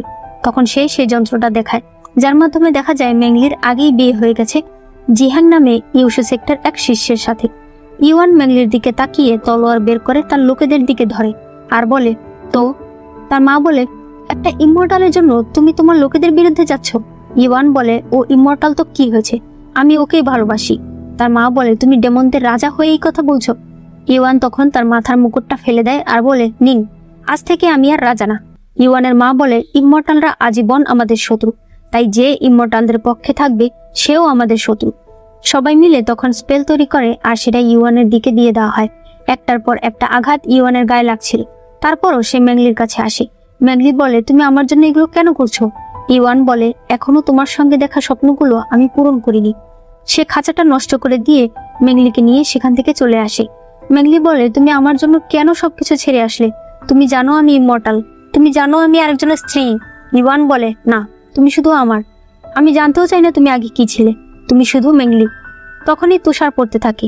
ইওয়ান বলে, চলো আমরা নতুন করে শুরু করি, তুমি কি আমার সাথে থাকবে? ম্যাংলি বলে, ম্যাংলি তোমার সাথে থাকতে রাজি আছে। সে দেখতে পায় ইওয়ানের হাতে আংটি জ্বলজ্বল করছে, তার মানে ইওয়ানের এম্বার হার্ট সম্পূর্ণভাবে প্রস্তুত।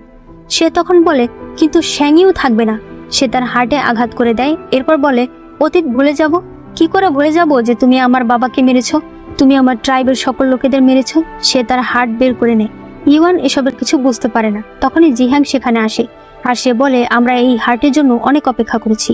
সে ইওয়ানকে মেরে ফেলতে চায়, কিন্তু ম্যাংলি বাধা দিয়ে বলে, আমি ওর হার্ট বের করে নিয়েছি, ও এমনিতেই মরে যাবে। ম্যাংলি চলে যেতে থাকলে ইওয়ান বলে, তুমি কি তাহলে কখনোই আমাকে ভালোবাসোনি? ম্যাংলি বলে, কখনোই না। আমার জীবনে সবচাইতে বড় ভুল ছিল তোমাকে বাঁচানো।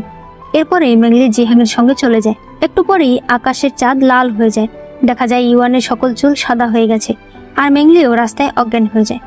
ইওয়ান বলে, তাহলে ওই দিন তুমিই আমাকে বাঁচিয়েছিলে। এর পরের সিনে দেখা যায় শ্যাংইউর ঘুম ভাঙলে সে তার সামনে মাস্টারকে দেখতে পায়।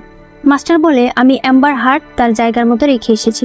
1000 বছর পর তোমার লোকেরা আবার ফিরে আসবে, এখন থেকে তুমি এখানেই থাকবে। মাস্টার চলে গেলে জিহ্যাং এসে বলে, মাস্টার বলেছে যখন তোমার লোকেরা সবাই ফিরে আসবে তখন আবার আমাদের বিয়ে হবে। শ্যাংইউ কিছু বলে না। এদিকে ইওয়ানের কাছে সাঞ্চা আসে। সে বুঝতে পারে তার বুকে এখন হার্ট নেই। সে বলে, চলো আমি তোমাকে নিয়ে যাচ্ছি। অন্যদিকে শ্যাংইউ ইওয়ানের দেওয়া সেই বাঁশিটা বাজায়। আর এদিকে সাঞ্চা এই ক্রিস্টালের ভেতর থেকে এই নদীর হার্ট বের করে ইওয়ানকে দেওয়ার চেষ্টা করছিল। পরে দেখা যায় ইওয়ান সুস্থ হয়ে গেছে। সে জিজ্ঞেস করে, এটা কিভাবে হলো? সাঞ্চা বলে, আমি এই নদীর হার্ট তোমার ভেতরে দিতে চেয়েছিলাম, তখন আমি অনেক বেশি অসুস্থ হয়ে যাই। এরপরে দেখা যায় তার বাবা এসে মূলত নিজের পাওয়ার দিয়ে এই হার্ট ইওয়ানের ভিতরে দিয়েছিল। তার বাবাও তখন অসুস্থ হয়ে যায় আর সেখান থেকে চলে যায়। বর্তমানে সাঞ্চা বলে, তুমি বেঁচে তো গেছো, তবে তুমি এখন শুধুমাত্র একটা মানুষ, তোমার ভেতরে কোনো স্পিরিচুয়াল পাওয়ার নেই। সেই ইওয়ানের হাত ধরে বলে, তুমি আমার সঙ্গে চলো। এখানে সিন কাট হয়। ইউশু সেক্টর মাস্টার শেংইউ আর জিহানকে বলে, নতুন অনেক ছাত্ররা এসেছে ভর্তি হতে, তোমরা এই বিষয়টা দেখে না। এরপরে তারা নতুন ছাত্রদের স্পিরিচুয়াল পাওয়ার টেস্ট করছিল। সবার শেষে টুপি পরা একটা ছেলে সেখানে আসে। সে যখন হাত স্টোনের উপর রাখে তখন কোনো স্পিরিচুয়াল পাওয়ার ক্রিয়েট হয় না। একজন ইমমর্টাল তার উপর থেকে টুপি সরিয়ে দিলে দেখা যায় এটা ইউয়ান। শেংইউ আর জিহান দুজনেই অবাক হয়ে যায়। শেংইউ জিজ্ঞেস করে, তোমার নাম কি? সে বলে, আমার নাম জিসু। শেংইউ তাকে আঘাত করলে দেখতে পায় তার ভিতরে কোনো স্পিরিচুয়াল পাওয়ার নেই।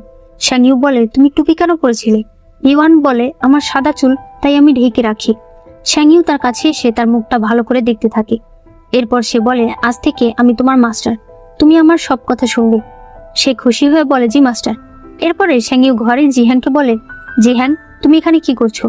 এই কথাই ইউয়ান শুনতে পায় আর সে বুঝতে পারে ইনচানই হলো জিহান। তার মানে শুরু থেকেই শেংইউ জিহানকেই ভালোবাসে। সে তখন সেখান থেকে চলে যায়। অন্যদিকে সাঞ্চা বাড়ি এসে জানতে পারে তার বাবা মারা গেছে, কারণ তার বাবা আসলে ওই দিন নিজের অনেক স্পিরিচুয়াল পাওয়ার খরচ করে ফেলেছে ইউয়ানকে বাঁচাতে গিয়ে, আর এই কারণেই সে আর বাঁচতে পারেনি। সাঞ্চা তখন অনেক কাঁদে। সে মনে করে সে ইউয়ানকে বলছিল যে তুমি আমার সঙ্গে চলো, কিন্তু ইউয়ান তার হাত ছাড়িয়ে দিয়ে বলে, আমাকে ক্ষমা করে দাও, তবে এখনো আমার অনেক প্রশ্নের উত্তর জানতে হবে। আমার আসল হার্ট আমাকে ফিরিয়ে আনতে হবে। সে সাঞ্চাকে রেখে চলে যায়। এসব মনে করে সাঞ্চা বলে, আমি তোমাদেরকে ছাড়বো না, আমি তোমাদের কাউকেই ছাড়বো না। এরপর দেখা যায় ইউয়ান যেহেতু একদম নতুন, তাই শেংইউ তাকে কাগজে লিখে স্পেল ম্যাজিক শেখায়। রাতের বেলা ইউয়ান চাকু নিয়ে শেংইউকে মারতে আসে, কিন্তু সে তাকে মারতে পারে না। অন্যদিকে জিহানকে মাস্টার বলে, ইদানিং হঠাৎ হঠাৎ শিষ্যরা গায়েব হয়ে যাচ্ছে, আজ রাতের বেলা তুমি ভালো করে দেখো যে এর পেছনে কে আছে। একটু পরেই জিহান একটা ছেলের চিৎকারের শব্দ শুনতে পায়। সে সেখানে গেলে দেখতে পায় এগুলো আসলে করছে আইন। আইন প্রথমে জিহানকে চিনতে পারে না, কারণ জিহান তো এখন ইনচানের চেহারা নিয়েছিল। জিহান তাকে নিজের পরিচয় দেয়। আইন তখন বলে, অনেকদিন ধরে আমি বন্দী হয়েছিলাম, সেখান থেকে বেরোনোর জন্য আমি আমার স্পিরিচুয়াল পাওয়ার নষ্ট করে ফেলেছি, তাই এখন আবার আমার স্পিরিচুয়াল পাওয়ার ফেরত পাওয়ার জন্য এই সকল শিষ্যদের মেরে আমি তাদের পাওয়ার নিয়ে নিচ্ছিলাম। জিহান তাকে ধরে বলে, তোমাকে তো মাস্টার নিয়ে গিয়েছিল, আমি জানতাম না যে তুমি এত কষ্টে ছিলে। ঠিক আছে, তুমি এখন থেকে মাস্টারের উপর নজর রাখো। জিহান আসলে আইনকে ব্যবহার করতে চায়। রাতের বেলা শেংইউ বের হলে ইউয়ান তাকে ফায়ার অক্সের একটা চার্ম দেখায় আর বলে, শুভ জন্মদিন। শেংইউর মনে পড়ে সেও এইভাবেই ইউয়ানের জন্মদিন পালন করেছিল। সে বলে, সুন্দর হয়েছে। এরপরে সে চলে যায়। এরপরে সিনে মাস্টার একটা ডেভিল এনার্জি যার নাম রাক্ষসা তেলিসমান তার সঙ্গে কথা বলছিল।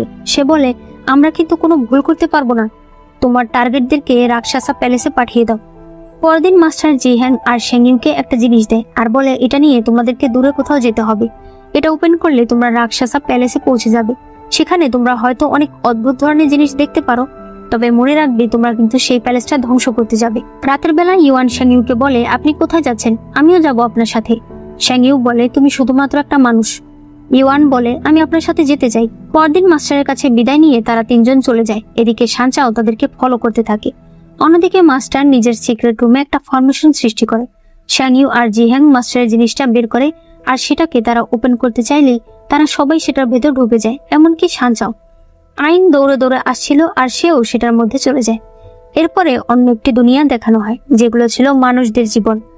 আর আমি তোমাদেরকে আগেই বলে দিই, এই জীবনগুলো মূলত যেই 5 জন এর ভেতরে গেছে তাদের অতীত জীবন। রাজপ্রাসাদের বাইরে কিছু লোকেরা বলতে থাকে, ওই শয়তানকে মেরে ফেলুন, কিন্তু প্রাসাদের ভেতরে শেংইউ নাচ করছিল আর ইউয়ান সেটা দেখছিল। আসলে এখানে এদের নাম অন্য, কিন্তু আমি ওদের আসল নামই ডাকছি যাতে তোমাদের বুঝতে সুবিধা হয়। ইউয়ান এখানকার রাজা, শেংইউ এক নাচনি ওলি, তবে ইউয়ান তাকে নিজের জীবনে চাইতেও বেশি ভালোবাসে। শেংইউ ইউয়ানকে ওয়াইন খেতে দেয়, ইউয়ান সেটা খেয়ে ফেলে। তখনই এক দাসী এসে বলে, ছোট রাজকুমার তার সৈন্যদের নিয়ে রাজপ্রাসাদ ঘেরাও করে ফেলেছে। ইউয়ান শেংইউকে বলে, ভয় পেও না, আমি তোমার কিছু হতে দেব না। তখনই জিহান তার সৈনিকদের নিয়ে চলে আসে। ইউয়ান বলে, তুমি যদি সিংহাসন চাও আমি তোমাকে দিয়ে দেবো, কিন্তু তুমি ওকে ছেড়ে দাও। ওই সময় তার মুখ দিয়ে ব্লিডিং হলে সে বলে, ওয়াইনে কি ছিল? শেংইউ তার হাত ছেড়ে দিয়ে জিহানের তলোয়ার এনে ইউয়ানের দিকে ধরে। ইউয়ান বলে, এগুলো তুমি কেন করছো? শেংইউ কিছু বলতে যাবে, তখন জিহান বলে, ওকে এখন মেরো না, আমি চাই ও আমাদের বিয়েটা দেখুক। ইউয়ান বলে, মিথ্যে কথা, তুমি একবার বলো এগুলো মিথ্যে কথা, তুমি কি আমাকে কখনোই ভালোবাসনি? শেংইউ বলে, কখনোই না। এরপরে ইউয়ানের সামনে তারা দুজন বিয়ে করে। জিহান তার সৈনিককে আদেশ করে ইউয়ানকে নিয়ে চরম শাস্তি দিতে। শেংইউ বাধা দিতে চাইলে জিহান বলে, তুমি কি ভুলে গেছো তোমার বাবা মাকে ওই বন্দি করেছিল, ওই আদেশ দিয়েছিল যেন তোমার পুরো পরিবারকে শেষ করে ফেলা হয়। তখন দেখানো হয় শেংইউ তার পরিবারের সবার লাশের সামনে বসে কাঁদছে। তখন জিহ্যাং এসে তাকে বলে, আমার সঙ্গে চলো, তুমি কি ওই রাজার উপর প্রতিশোধ নিতে চাও না? এরপরে শ্যাংইউকে তার দাসী বলে যে জিহ্যাং জেলখানায় গেছে। এটা শুনে শ্যাংইউ সেখানে যায়। জিহ্যাং ইউয়ানকে বলে, তুমি আমার সৎ বড় ভাই, কিন্তু তোমার মা আবার আমাকে অনেক ভালোবাসতো, তাই তুমি যদি আমার কাছে ক্ষমা চাও তাহলে আমি তোমাকে জানে মারবো না। ইউয়ান বলে, আমি কোনো দেশদ্রোহীর কাছে ক্ষমা চাই না। জিহ্যাং বলে, কিন্তু আমি জিতে গেছি। আমি শ্যাংইউকে এমন ভাবে তৈরি করেছি যে তাকে পছন্দ করতে তুমি বাধ্য হবে। আমি তাকে সবকিছু শিখিয়েছি, আর সে হয়ে গেছে আমার সবচাইতে বড় অস্ত্র। আমি যা বলেছি ও তাই শুনেছে। এই সকল কথা শুনে ইউয়ান আরো অসুস্থ হয়ে যায়, আর তখনই মারা যায়। জিহ্যাং তার লোককে বলে ইউয়ানকে নিয়ে প্রাসাদের সঙ্গে ঝুলিয়ে রাখতে। শ্যাংইউ তখন বলে, তার মানে এসব কিছু তুমি করেছো? এতদিন ধরে তুমি আমাকে শুধু ব্যবহার করেছো।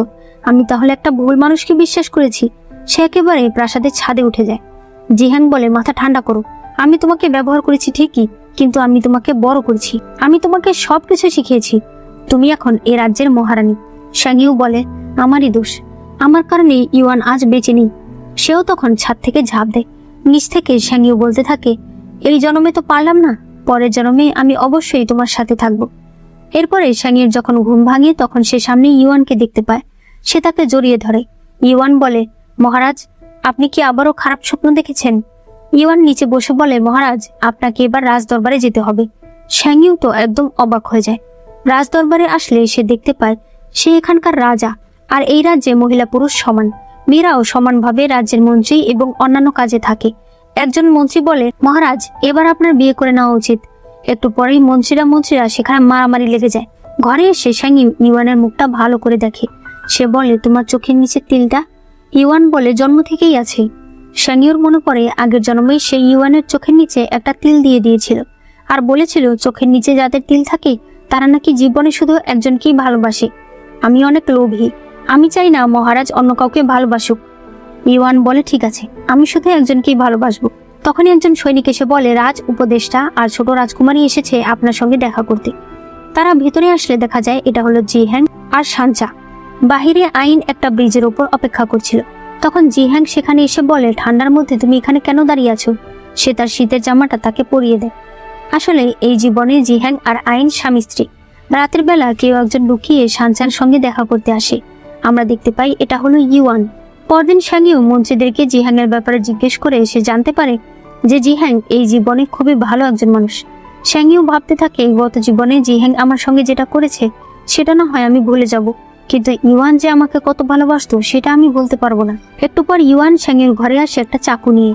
সে কল্পনা করে সে তার পরিবারের সবার লাশের সামনে বসে কাঁদছিল। তখন সেখানে সানচা আসে। সে বলে, তোমার পরিবারকে মহারাজ শ্যাংইউর কথায় বন্দী করা হয়েছিল, আর এরপর তার আদেশে তাদেরকে মেরে ফেলা হয়েছে। তুমি কি এর প্রতিশোধ নেবে না? তুমি আমার সঙ্গে হাত মিলাও, আমি রাজা হব, আর তুমি তোমার পরিবারের মৃত্যুর প্রতিশোধ নেবে।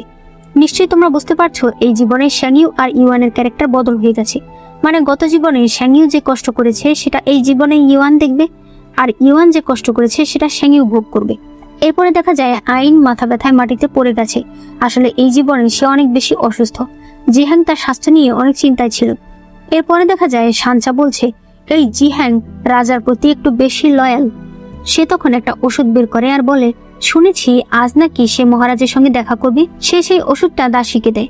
দাসী লুকিয়ে সেই ওষুধটা শ্যাংইউর একটা ফুলের টবের ভেতরে দিয়ে দেয়।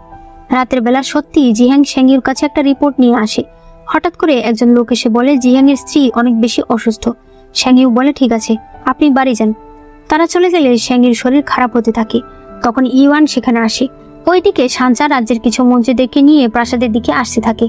ইউয়ান আর কোনো উপায় না পেয়ে শ্যাংইউকে অজ্ঞান করে ফেলে। তখনই সানচা সেখানে চলে আসে। মন্ত্রীরা বলতে থাকে, তুমি আমাদের রাজাকে অপমান করতে চেয়েছো।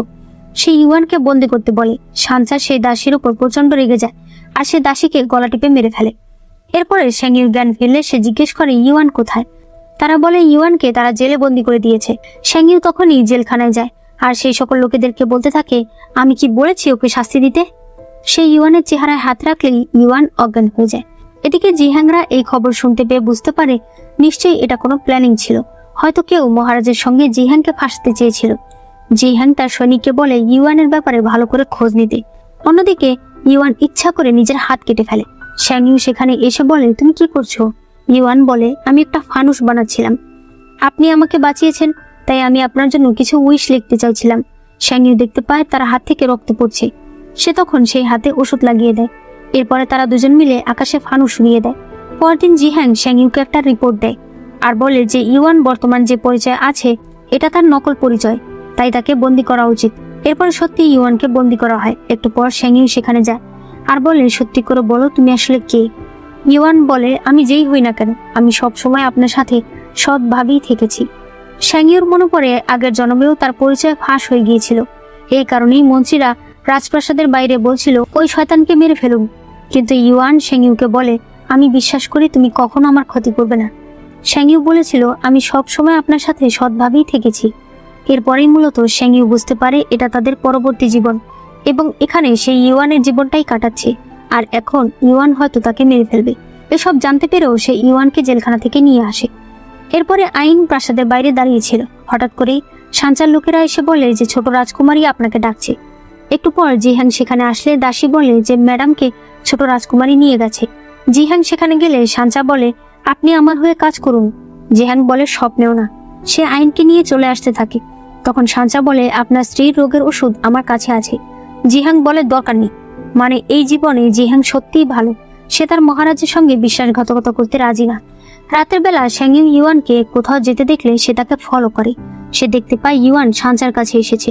সাঞ্চা তাকে একটা ওষুধ দেয় আর খাবারে মিশাতে বলে। ইউয়ান নিতে না চাইলে সাঞ্চা বলে, ভুলে যেও না যে তোমার পরিবারকে কে মেরেছে।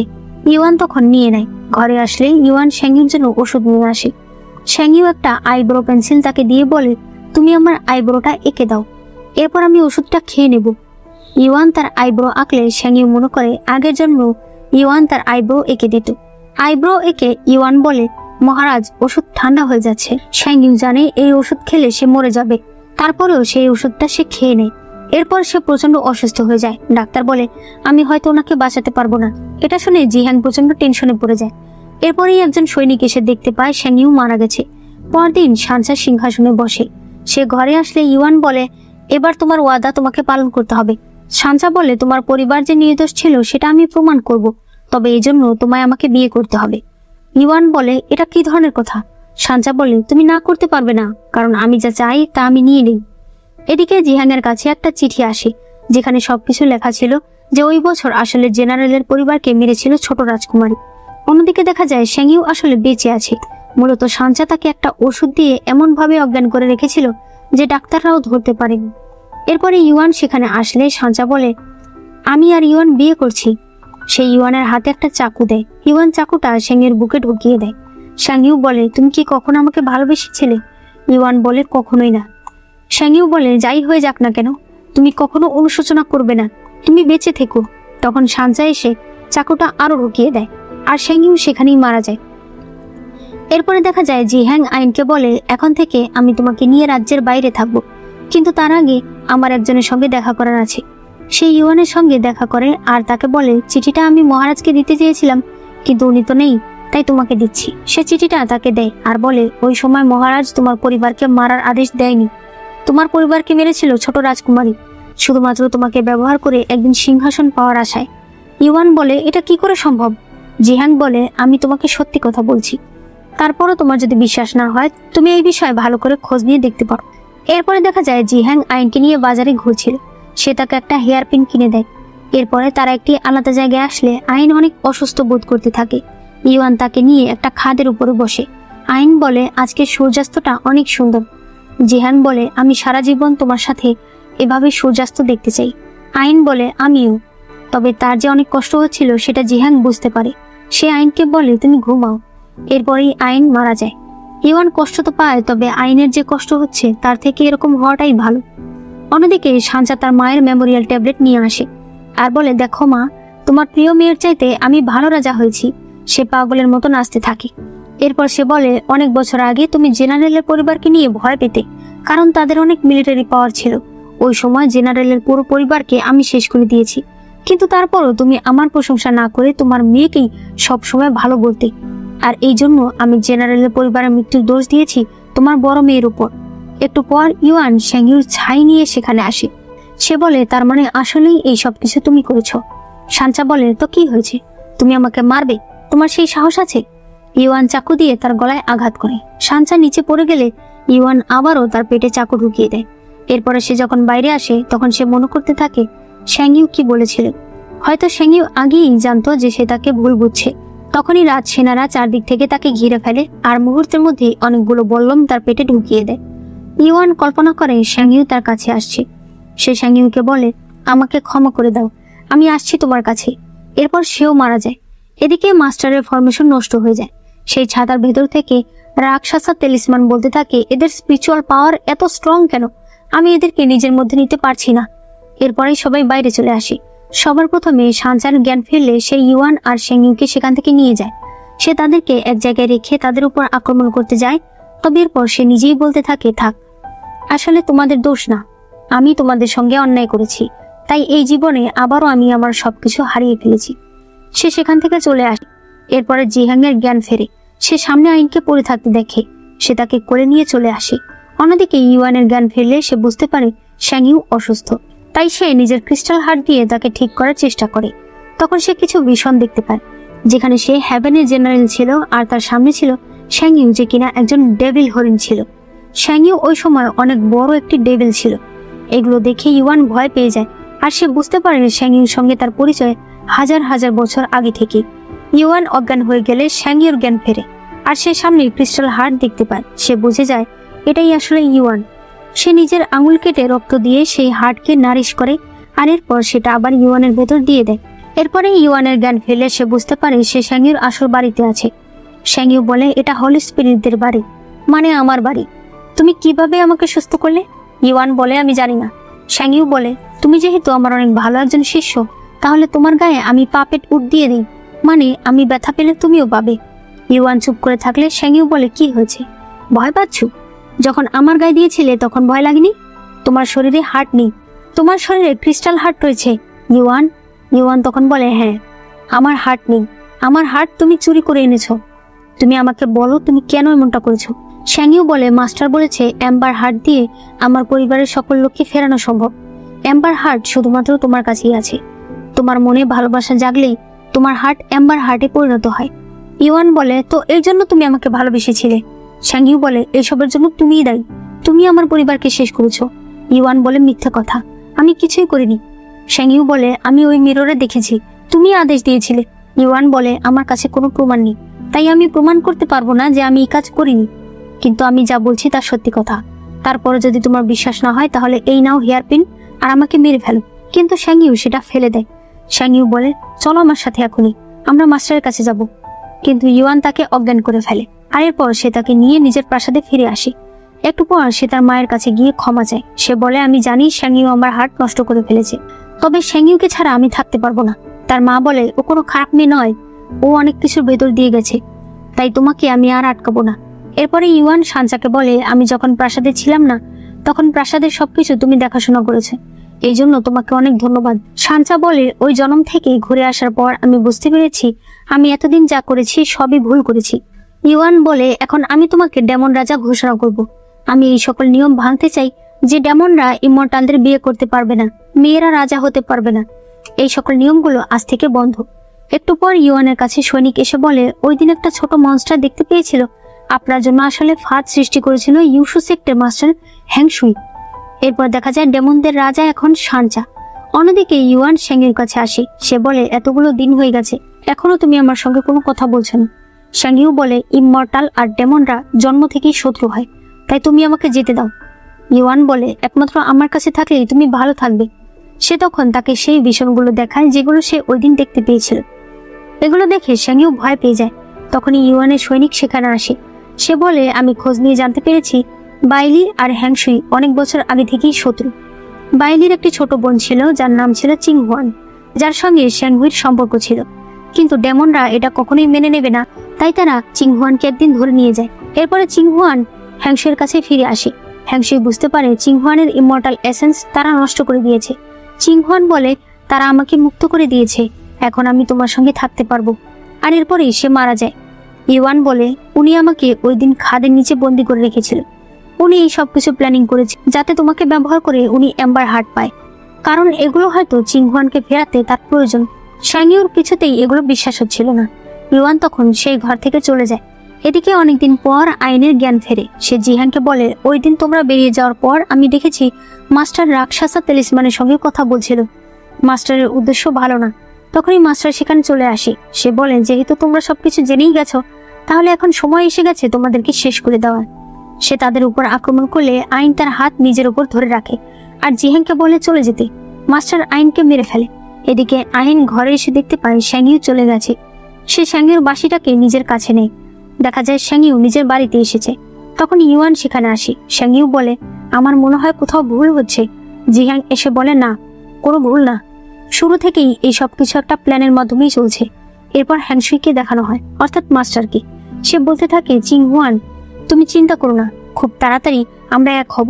তখন সে কল্পনা করে ওই দিন সে চিংহুয়ানকে নিয়ে তার মাস্টারকে বলছিল, দয়া করে ওকে বাঁচিয়ে নিন। তার মাস্টার ঘরের ভেতর থেকে বলতে থাকে, আমি তোমাকে এত কিছু শিখিয়েছি, আর শেষমেশ তুমি কি করলে? একটা ডেমনকে ভালোবাসলে। ডেমনরা আমাদের শত্রু, তাই তুমি এখান থেকে চলে যাও। হ্যাংশুই এতে প্রচন্ড ভেঙে পড়ে। তাই সে ডেভিল হরিণ রাক্ষসার তেলিসমানের সঙ্গে হাত মেলায়। একদিন সে দেখতে পায় ডেমনদের ছোট রাজকুমারকে নিয়ে তার মা বনে এসেছে। সেই সুযোগকে সে কাজে লাগিয়ে সে তাকে চুরি করে নেয়। এরপর হঠাৎ একদিন সে দেখতে পায় সেই ডেভিল হরিণের ভয়ানক ইভিল শক্তি শ্যাংইউ যখন জন্ম হয় তখন তার গায়ে গিয়ে পড়ে, যার কারণে মুহূর্তেই তার মা মারা যায়। মাস্টার সেখানে গিয়ে শ্যাংইউর বাবাকে বলে, আপনার মেয়ের মধ্যে ডেভিল এনার্জি রয়েছে, তাই ওকে আমার শিষ্য বানাবেন, যাতে ও ইমমর্টালদের মতো মানুষের সেবা করতে পারে। বড় হলে আমার সেক্টরের একজন শিষ্য আছে, তার সঙ্গে ওর বিয়ে দিলে সবচাইতে ভালো হবে। মাস্টার বলতে থাকে, একটা একটা করে আমি গুটি সাজিয়েছি, একদিন আমি অবশ্যই সফল হব। শ্যাংইউ এসব শুনে একদম অবাক হয়ে যায়। জিহান বলে, আমাকে ক্ষমা করে দাও, ওই সময় আমিও তোমার রক্ত ব্যবহার করার জন্য অনেক কিছু করেছি।